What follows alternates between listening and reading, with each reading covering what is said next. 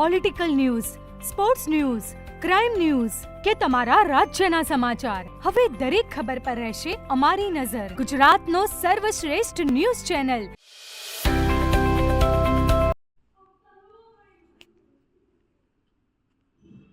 ગુજરાતમાં ક્ષત્રિય સમાજની એકતા અને અસ્મિતાના પ્રતીક સમાન ભવાની ધામ નિર્માણ માટે સંકલ્પ યાત્રા અભૂતપૂર્વ ઉત્સાહ સાથે યોજાઈ હતી.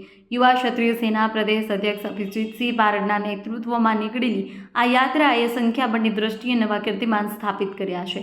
1008 ગાડીઓના લક્ષ્યાંક સાથે 2000થી વધુ વાહનોના કાફલાઓ હાઈવે પર કેસરીયો માહોલ સર્જ્યો છે. ભવ્ય ભવાની ધામ સંકલ્પ યાત્રાનું પ્રસ્થાન ખેરાલુના મલેકપુર ખાતે આવેલા રામદેવપીર મંદિરના નેજુ ચડાવી યાત્રાનું સાંસદ ભરતસિંહ ડાભી અને ખેરાલુના પૂર્વ ધારાસભ્ય અજમલજી ઠાકોરે પ્રસ્થાન કરાવવામાં આવ્યું. અંબાજી જતા વચ્ચે આવતા ગામોમાંથી ક્ષત્રિય સમાજના હજારો લોકો રસ્તા ઉપર યાત્રામાં ઉમટી પડ્યા. ભવ્ય સ્વાગત કરાયું. લોકગાયક જિગ્નેશ કવિરાજ, શીતલ ઠાકોર સહિત અનેક કલાકારો યાત્રામાં જોડાયા હતા, જેના તાલે અને જય ભવાનીના નાદ સાથે સમગ્ર વાતાવરણ ગુંજી ઉઠ્યું હતું. માર્ગમાં આવતા ગામોમાં ગ્રામજનો દ્વારા અભિજીતસિંહ બાપુનું ફુલહાર અને સાફા પહેરાવી ઉષ્માભર્યું સ્વાગત કરવામાં આવ્યું. રેલી દરમિયાન સાબરકાંઠાના પૂર્વ સાંસદ દીપસિંહ રાઠોડ, પૂર્વ રાજ્યસભા સાંસદ નટુજી ઠાકોર સહિત અનેક આગેવાનો જોડાયા હતા.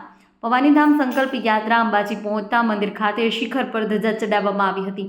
ત્યારબાદ આયોજિત સભામાં અભિજીતસિંહ બારડે સિંહ ગર્જના કરતા જણાવ્યું કે ભવાનીધામ એ સમગ્ર ક્ષત્રિય સમાજની આસ્થાનું કેન્દ્ર બનશે. આ ધામના નિર્માણ માટે આપણે કોઈની પાસે આજીજી કે હજૂરી કરવાની જરૂર નથી.